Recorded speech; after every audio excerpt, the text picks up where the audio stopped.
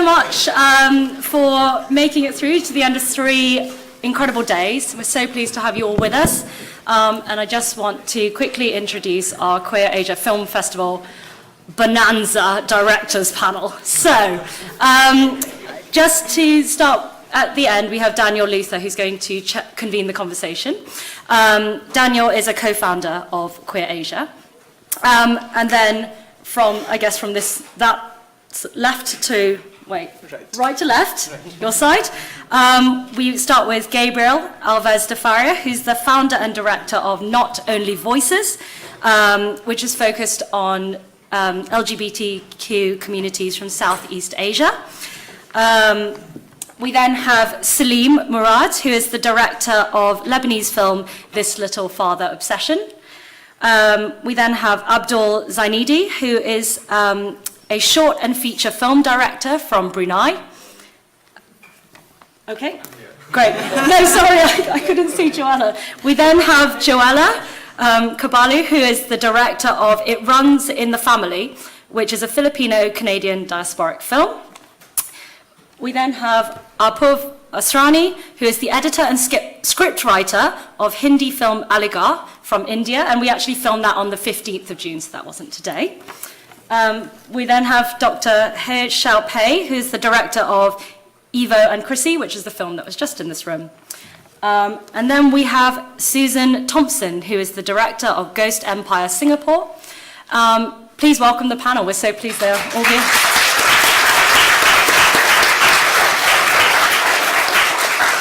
So, thank you for staying with us right to the end on this rather balmy day.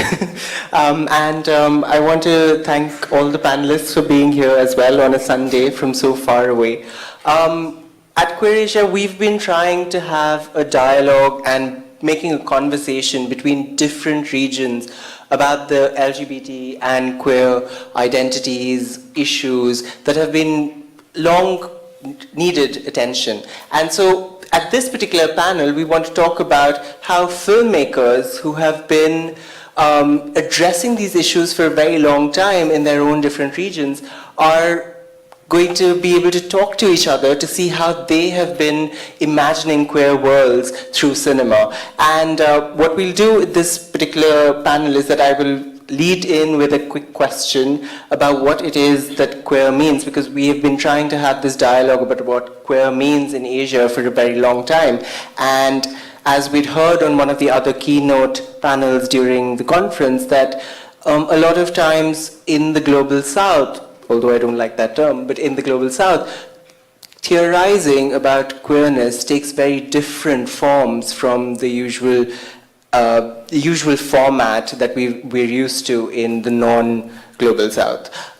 So I wanted to talk about the way in which cinema is a really powerful mechanism to imagine what queerness means, what queer in Asia can entail, and how queer Asian diasporas engage with this concept in their, interim space between being in the non-global south, but at the same time talking about queerness through their experiences. So I'll open up with a very broad question about what is queer, and maybe we can lead in with that question. As we go along with the questions, I will also open it up to the audience, so feel free to throw in your question, but do keep your questions broad enough so that our many really exciting panelists can also address these questions in their own different contexts. Yeah, so what is queer, and who wants to go with that one first?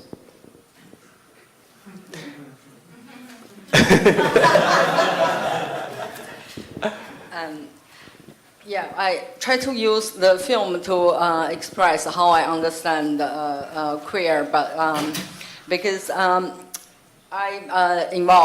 was involved in the lesbian movement in China before. Then I found nowadays the LGBT became quite normalized, and so I don't find that LGBT is queer anymore, and you can see LGBT like movement becoming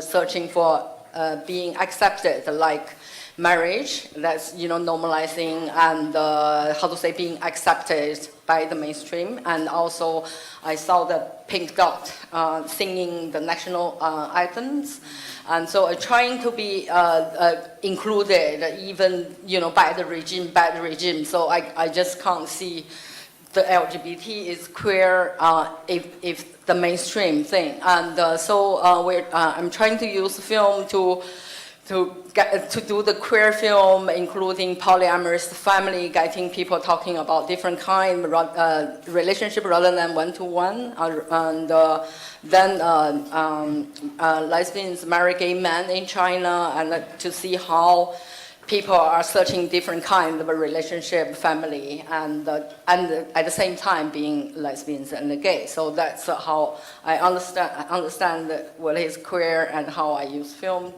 to try to say this is queer. Yeah. Now, I know that some of the panelists I've been having these conversations with them privately, using my privilege of being the organizer. So I do know that some of them have a lot of interesting, all of them actually have a lot of interesting opinions about this, what is queer. And Xiaopei, when you talked about, these marriages between gay men and lesbian women, there was a paper earlier on in the conference which was talking about this in the context of Lebanon, which I know that Salim would also like to address at some point. But I wanted to pull in Apurva, because I had a long conversation with him about how and what he thinks about the word queer and what it might mean or not. Yeah, I mean, in India, it's criminal to have a homosexual relationship.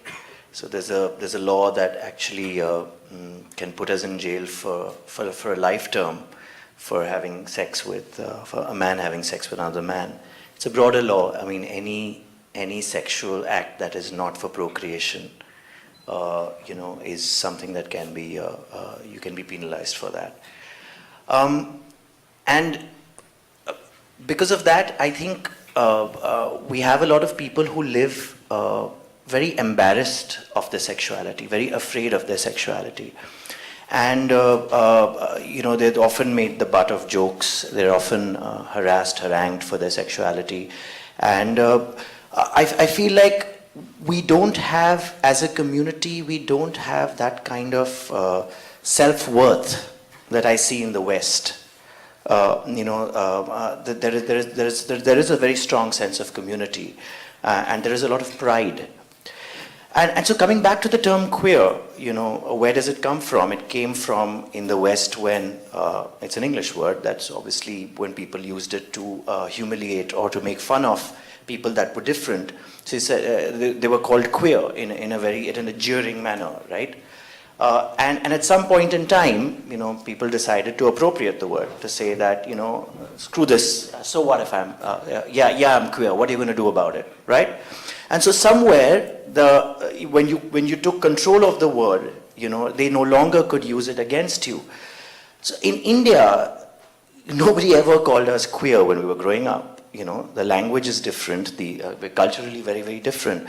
So we were called other words. There were words like gandu, somebody who takes it up the bum, yeah, and there are other words. Yeah, I mean, there are words that were quite humiliating, but we haven't appropriated those.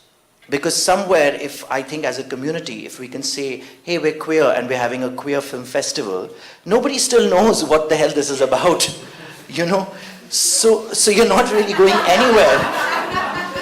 We're still hiding. We're still hiding, So I would really hope, and I was invited to once to the Queer Indian Film Festival, Bombay Film Festival, and I made this point on the stage and the podium, and I asked the organizer, and I've been asking him since the day he organized it. I said, why not call it something which is Indian, a term that's more Indian that people would recognize? And he got very upset. I never got invited again. So I think we should all, from our own culture and from our own region, we need to find a term that is more appropriate. Yeah. Thank you for that response. Salim, do you want to quickly jump in on talking about what you think queer means in Lebanon?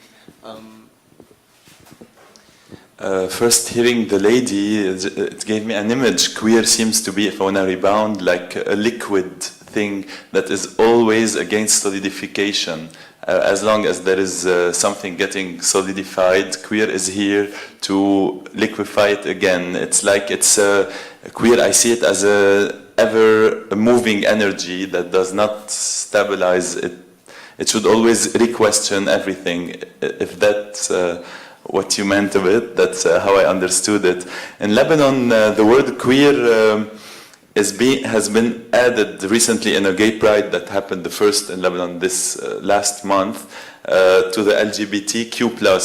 It was the first time I hear it. That was used during the gay pride. Lately, there has been a few films this last year that dealt with gay-related issues. There has been 5 films this last year, and we cannot project them. So there has been a special event inside the French embassy because it is not Lebanese soil, and we can project the films there. And the organizers called it Cinema Fouad to connect it with a documentary that has been done in the 90s in Lebanon about a transvestite person, and the documentary filmmaker Mohammed Swed called the film at the time Cinema Fouad, and that was a nice reappropriation of the title of the 90s documentary to name the event instead of calling it a queer manifestation or queer film festival. I think it was beautiful because cinema is cinema, and Fouad means heart in Arabic, in classical Arabic. So since the 5 films were dealing with heart-related love, finding oneself, personal path, so it was a sweet way of putting it out. So it's discreet.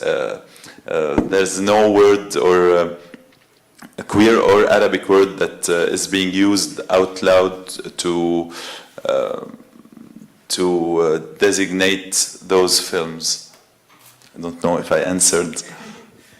Well, that was very interesting that there's this transition where we're trying to see the way in which we adopt the idea. Now, I know, Joella, your film, as you're traveling to the Philippines, you try to address the way in which, in the Philippines, the conception is very different, and there's this powerful moment in your film where, one of your uncles says that, I don't see this in the same way as you do, quite categorically. So I wanted to ask you maybe how you, as being someone who is in the Asian diaspora, from the Asian diaspora, negotiate this space between where we have a a fixed way of looking at queer in the West, which, is quite a problematic thing to say, but at the same time that it means something.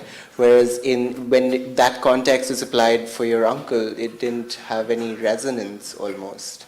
Right, and the other kind of complication, it's my disclaimer that I was saying in my Q&A before, that I'm a hetero. I'm cis, straight woman, and that's I think another challenge in terms of okay, I don't want to go, coming from Canada, yes, I'm Filipino, but I haven't been in the Philippines in 2 decades, so I'm really going there as a foreigner. I don't want to impose, first of all, Western ideals of LGBT pronouns or that kind of policing of labels. And as well, and then also kind of being somewhat of an outsider of, kind of addressing that I have some privilege coming from North America, now going to the Philippines. So I was being very mindful of all of those things as when I was approaching my relatives who are gay, and so it was a challenge trying to navigate those things when some of them don't even know what these terms even mean. So one of my cousins in the Philippines is male but presents as female. One of my pre-interview questions was asking them, this is me being very proper and being a very good ally, and asking what is your preferred pronoun?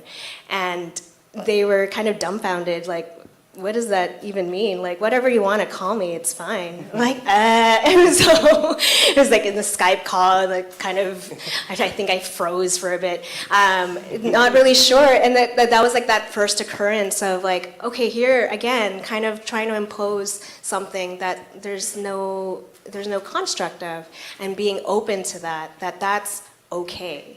And then the same thing with the concepts. I know it's kind of going outside of the terms of queer, but looking at the concept of coming out. And I know that's been something that's a common thread throughout this entire conference, that was something that really was something that me and my brother discovered during this journey, that really had to be something we had to highlight in the film. That isn't something that's not done in the Philippines. And there's this really great moment in the film where my uncles in the Philippines are asking my brother, like, why? Why is it that you have this need to declare? And we're kind of like, stumped for a bit. It's like, yeah, why do we need to do that? So it was a really great conversation. I don't think it really kind of resolved itself. There's just a little bit more understanding of where each person was coming from, what are the cultural values in each country, and I think that's something that I came away from. That's like maybe we think a little bit too hard about these things. I think that's what it is.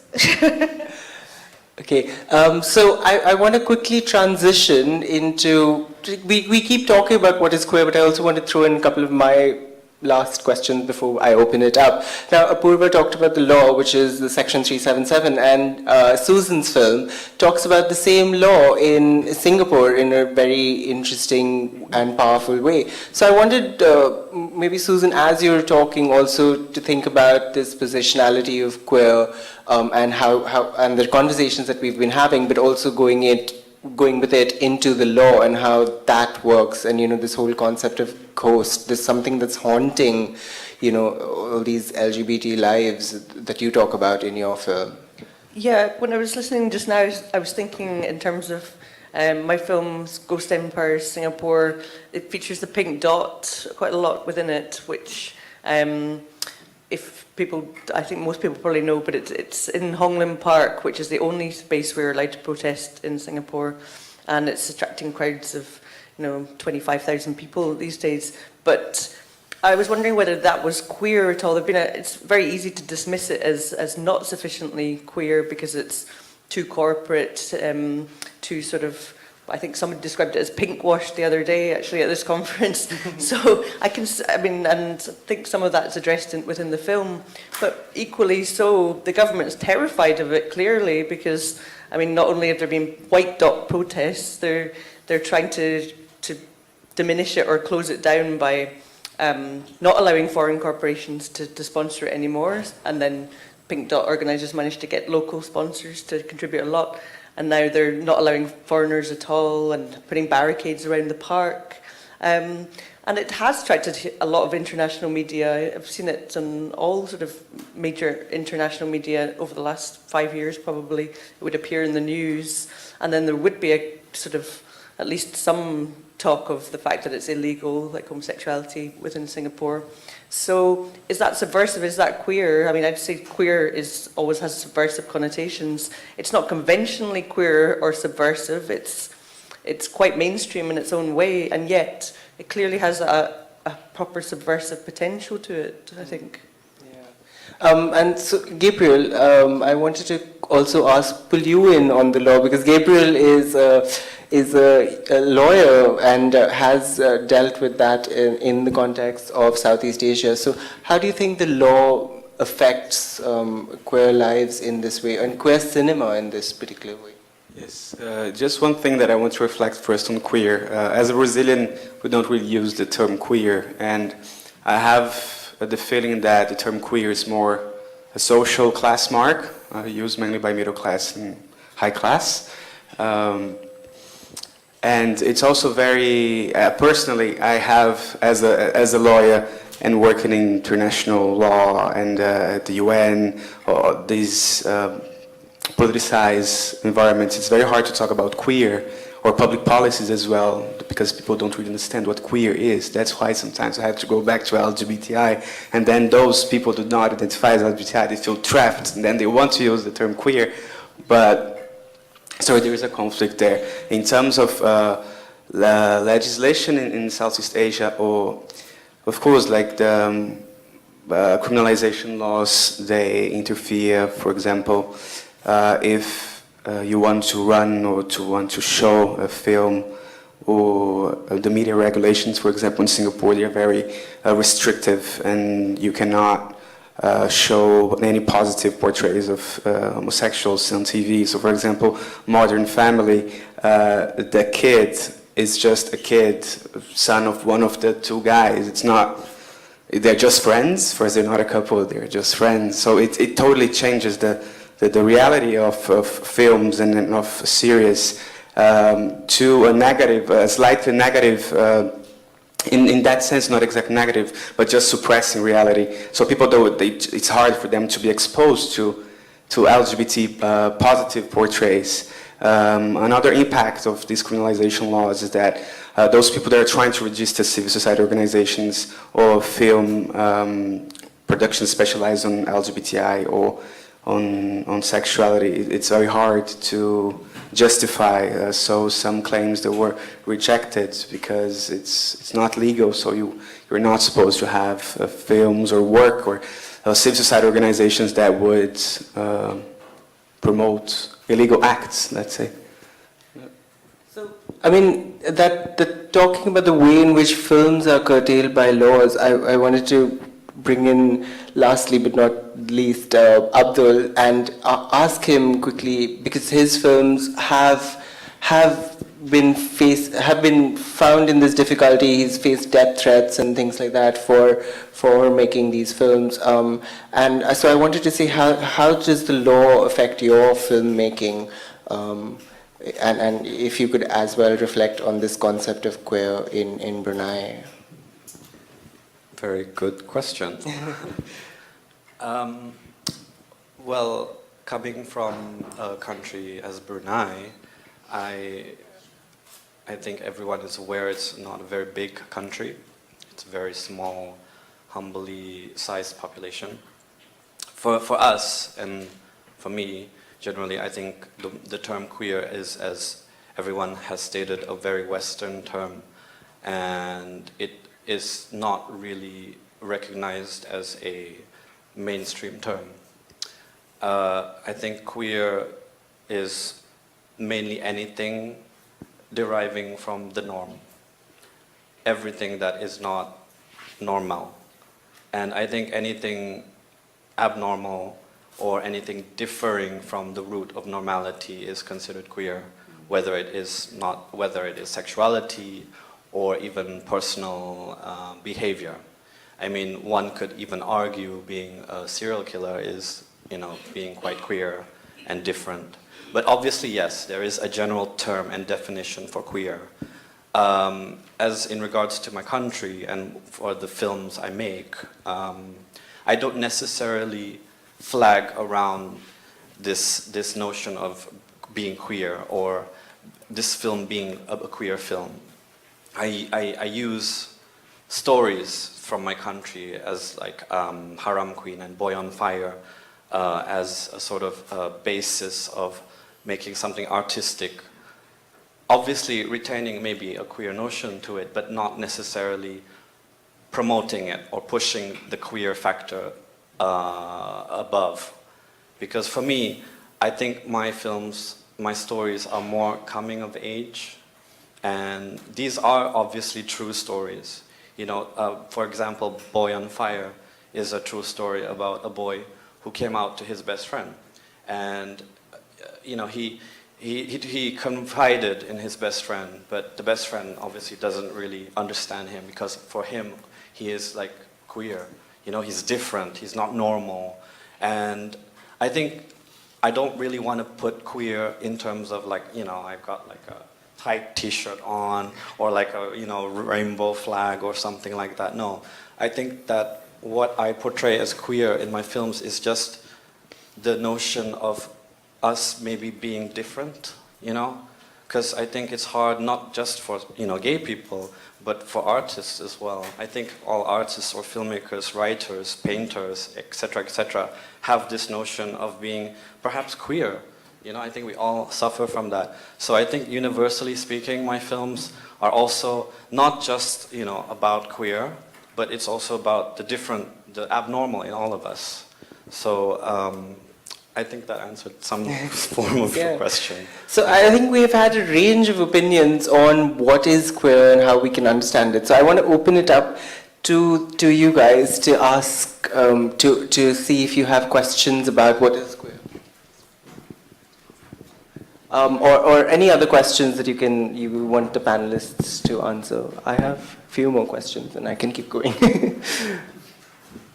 I have a short comment to make with what Apurva said and others said. I think Abdul put it very well, saying that queer is something not normative, which deviates from the normative, and something subversive. But I think what Apurva said about we don't have a queer as a term itself, I personally feel term is not the most important thing, but it's the essence of what it means, in the sense that you're moving away from what is considered to be the normative, and then sort of questioning the hegemony of the normative. And also in an increasingly globalized world that we live in, I don't know if you can just generalize India as one India, constituting of these people who don't know the term what queer is. I'm an Indian, and there are many Indias, so there are many hues and colors to it. So it's very problematic to find this authentic, authentic subject. It's the same quest for what is authentic, to say that, if it is queer, what it means to be queer in India has to be very authentic and to be very specific to India. So I find it very problematic. So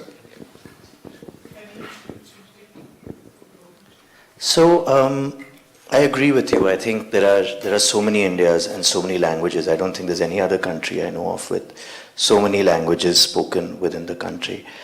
But I also think that there are predominantly two Indias. And one India is the upper class India that speaks the English we speak and travels abroad and has the power and the money and is very, very, very disconnected from the rest of the country. And this is a minuscule population, but at the end of the day, our voice is heard. So I think if we want to actually talk to the country, then we will have to find words, if not a word. And the notion, the idea that we are different from the rest of the country is why we cannot get the message across. We're not talking to each other. We're not talking to each other because our references, our ideas are ideas that we probably picked up at a conference in SOAS.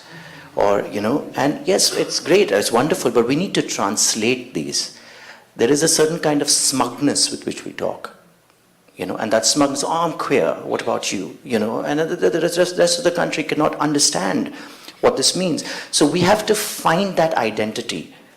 My problem is that we are aping an identity, and I think what I think Abdul was speaking about, that his characters don't necessarily wear a tight T-shirt and represent that queer notion of the West.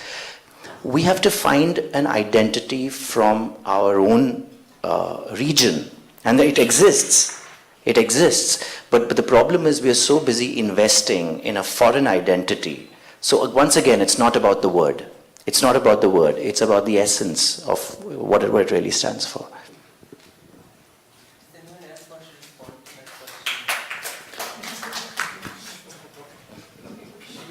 Should we take a couple of more questions? And I'm keeping an eye on the time, so maybe one or two questions.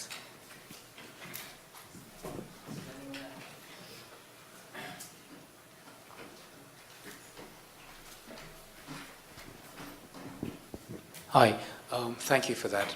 My question is directed towards Susan, because we're talking about queer and different. I think your films have explored how the state sort of clamps down on all sorts of differences, I guess. And you've seen Belize, you've seen Cyprus, and you've seen Singapore. do you think, I mean, of course you've titled them all in the same as Ghost Empire, but how much of this is the effect of British colonialism, and how much, and I think there was a question in the room that where the movie was played, was when a guy said that, you know, it's fine to keep thinking of it as British colonialism and its remnants, but now it's our problem and we are perpetuating it. So where do you really draw the line between, you know, this is us and this is not us, and is there a need to draw that line to begin with? Yeah, I thought that was a very fair point that somebody made and I wouldn't seek to blame Britain for the whole world's ills. But that said, probably did cause quite a lot of chaos. But yeah, in terms of the Cyprus film, for example, a lot of the divide and conquer kind of strategies that would have been used in colonialism are still in evidence and have had quite a large impact. Partition, I suppose, would apply. I mean, it was interesting showing the Cyprus film in Mumbai. I mean, I wasn't there, but it interested me to show it in that context. So I think there are colonial legacies. It doesn't mean that you have to say that Britain is 100% responsible today. Clearly, that's not the case. A lot of these countries have been independent for quite a long time now. But maybe it's interesting, even just as a historical analysis, to see what contributions that might have made. And I do think there can be a sort of undemocratic legacy as well from colonialism, as well as these kind of divisions that seem to get exacerbated by it. Belize is a very different story, and some of the poverty is probably as a result of colonialism. But yeah, in terms of Singapore, obviously it's now down to the government to do something about it. It can't just rely on that as an excuse. Any further questions? Yes, three questions there. Maybe we can take them all at once and then we can Yeah, my question just was, just want to expand a little more on what Apurva said about ingraining a queer identity within your own national population rather than embedding a foreign ideal of sorts. I think in the case of India, there's also not just national identity, but religious identity that holds a lot of sway in that part of the world. And I've seen a few documentaries like Jihad for Love by Parvesh Sharma or Poshida by Faizan Fayaz. How would queer populations go about reconciling both of those? So that's quite the Pandora's box if you open it up in certain parts of the world.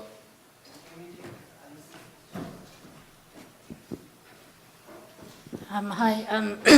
So when you guys make a film or an artistic project, I'd like to know what kind of audience you have in mind when you make it. Is it like international?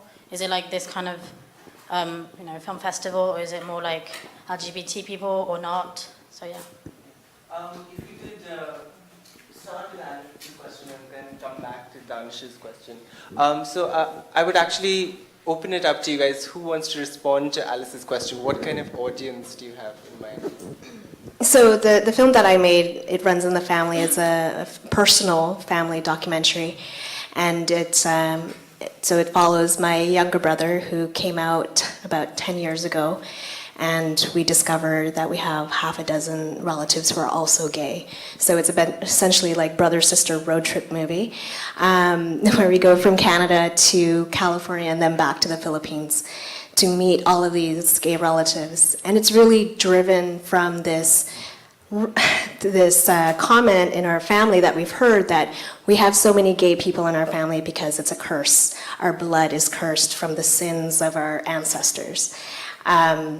So that, for me, it was, I didn't really go into making this film thinking that I wanted to present it to a very academic audience.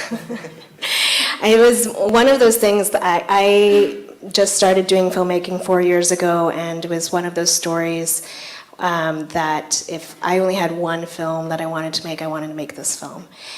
Because my brother came out to me, I was the first one in our family that he came out to, and was sworn to secrecy for a couple of years. And our family being devout Roman Catholic, it was something that had been burning inside of me. So I really didn't go with any preconception of like, who is this going to appeal to later on. It was more of just kind of selfish reasons, just wanting to answer these questions, meet all of my extended family, but really just understand, like, how is it that Filipinos who are devoutly Catholic can reconcile these things? Because I was just really curious how they did that, because I struggle with faith, and to have like an added element, like, how do people do that? I've been surprised, though, how well it's been received at Asian American film festivals, but even more surprised that a lot of academic institutions have been inviting it to be screened. So it was definitely something that I could not have planned, but I'm just really delighted that it has a reach to like academic, but then also very lay audiences as well. So yeah. Yeah, you never know with the academics, right? Actually, so what you'd said, and I want some of you, all of you, to also weigh in on this question, because Gabriel, when you were going into making Not Only Voices, you'd also talked about it as a trip, and then it comes up as so what do you think is the reach? And maybe as we go along the panel, you guys can talk about what you thought was the intention. And I was very interested in the very different styles and audiences that the films have been released to already. So it would be really interesting to know what you guys had in mind beforehand or not. Yeah, I think that common thing that might be that it comes from a personal aspect, right? That she was referring. But my case was. My initial idea was to make a documentary on the situation of LGBTI persons in Southeast Asia, because I wanted to find more about it. And there is a big part, an element that is the religion and faith and reconciliation, and that is something that relates to me. So I wanted to find out more about, in such a diverse context, how people have been dealing with it. And the audience, it slightly changed, because the idea was to make a documentary. Now it's becoming a foundation that connects human rights defenders. So there is an element that is focused on civil society organizations and human rights defenders, but there are also, and that's something that I struggle with, it's that I'm not so sure about the impact of my videos, because they are on YouTube, they are there, and I know that 20 people in Saudi Arabia watch every video. So I just wonder exactly what's the impact of it. So the audience initially was human rights defenders and help to create or to give other tools and talk about the law through other ways, but it expanded, and now it's there is different products, different like documentary, human rights tools and exhibitions and discussions. So in my case, I think it's a bit more complicated than just a specific movie. When I while I project my film, this comment sometimes that the film is not accessible to everybody, and that you should think about your public more, it kind of makes me ask again, who did I do this film for? And in my mind, it has always been, and it's always for everyone. When I write my film, when I shoot it, I want the whole planet to see it, and I don't intend it to academics or festivals or movie theaters in particular. The result may be different, but initially and at every second, that's what I want. I think any work should be thrown in the world and has to find its way to the people that were meant to see it, I think.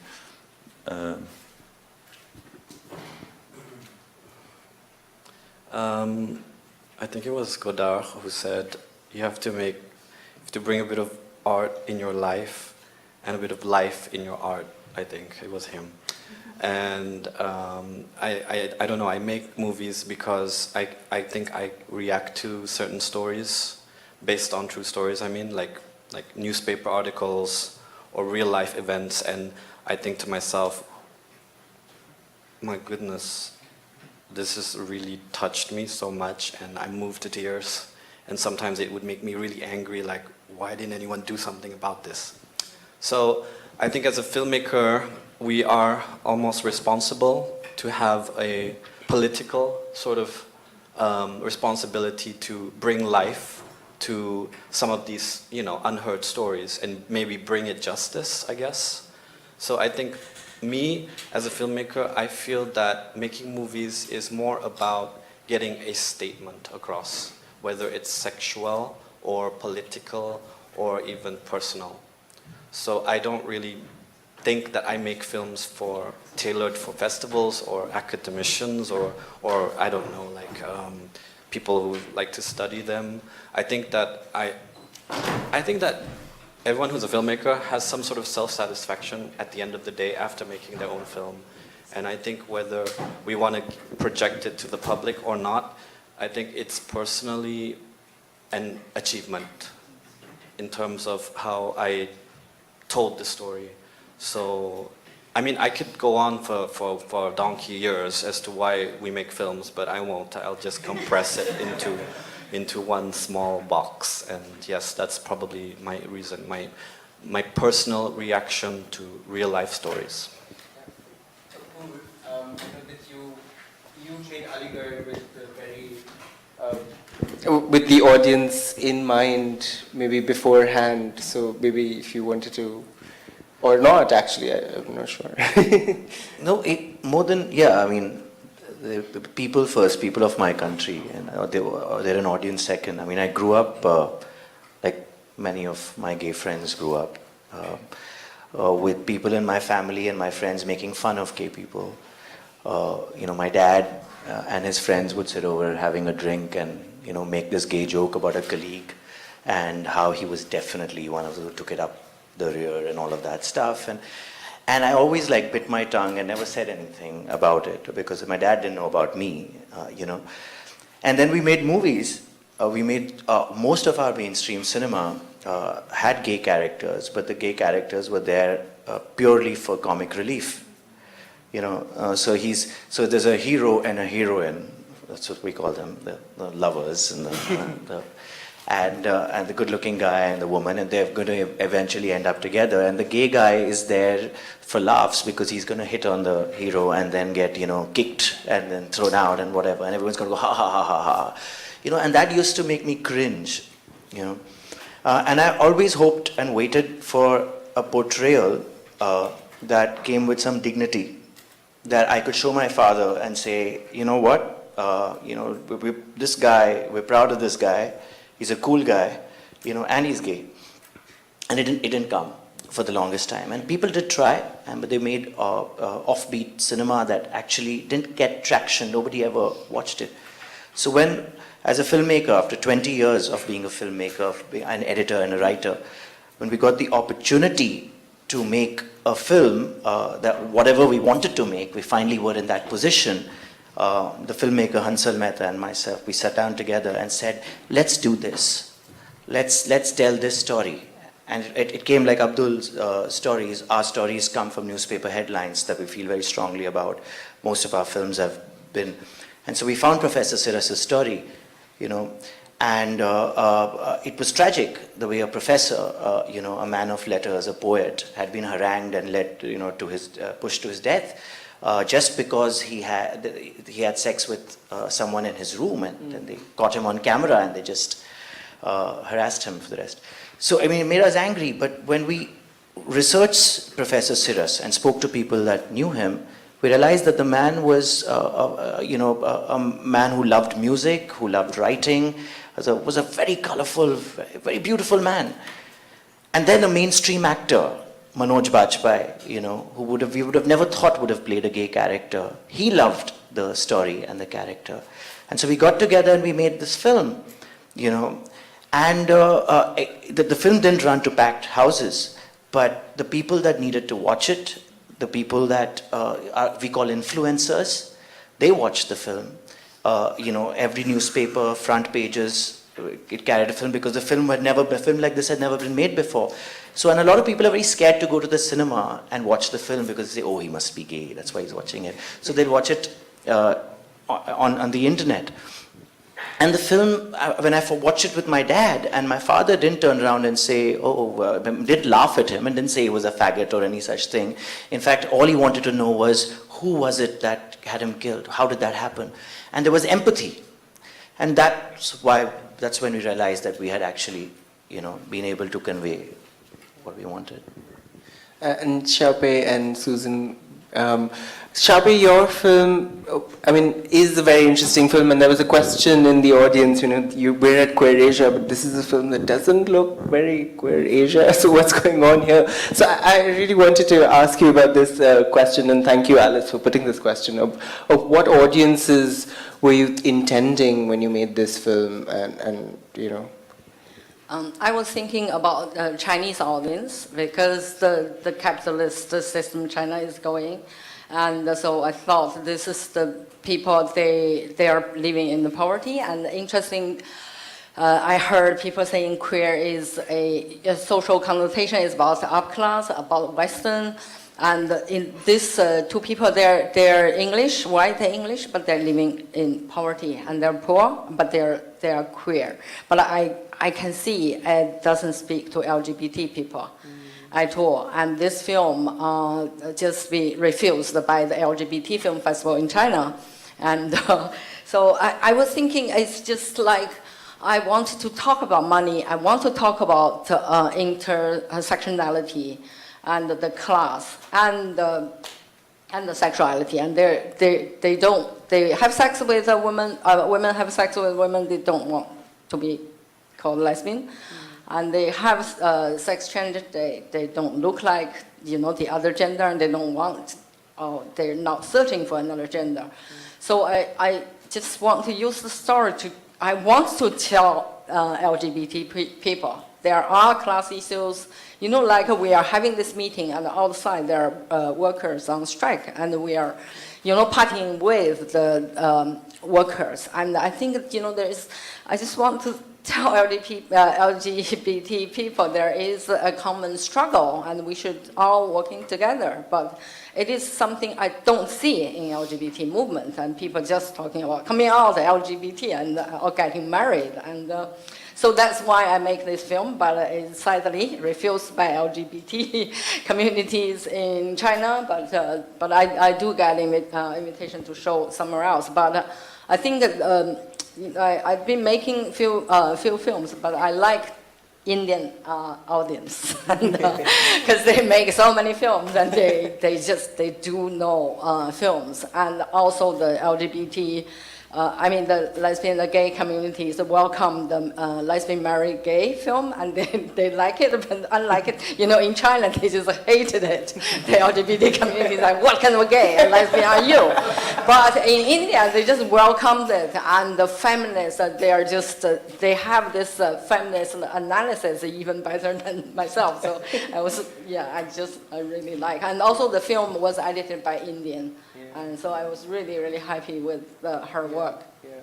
And Susan, I saw Susan's other film as well, Ghost Empire Cyprus, and I really wanted to play it, but then I was like, am I pushing the geographical borders of Asia a little bit too much? So I did want to ask you about actually these films and, the way in which, what audiences you had intended it with. Yeah. There was definitely a political intent with mine as well.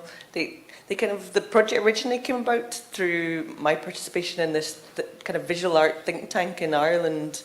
It was a Danish-Irish collaboration called Troubling Ireland, and it was we kind of toured around and did lectures and exhibitions and a book and stuff all about post-colonial Ireland and gender. So it was through looking at Ireland in a kind of colonial context that I looked at the rest of the world and Asia, then like Singapore and British colonialism there. So it did have that kind of academic visual art kind of start to it. And I have shown it at a lot of film festivals, particularly some human rights film festivals and universities as well, and some galleries. But to some extent as well in some political or governmental settings, and I'd be quite keen to show it more in those settings, because I think particularly we were talking earlier, there's there's still 36 countries that use British colonial laws to criminalise homosexuality, and quite a number of Asian countries in that. So I think kind of the more you can get into political settings and be part of those discussions would be good, because there's obviously a lot needs to be done. Yeah. So I know that we're really fast running out of time. Thank our wonderful panelists who have been so amazing today.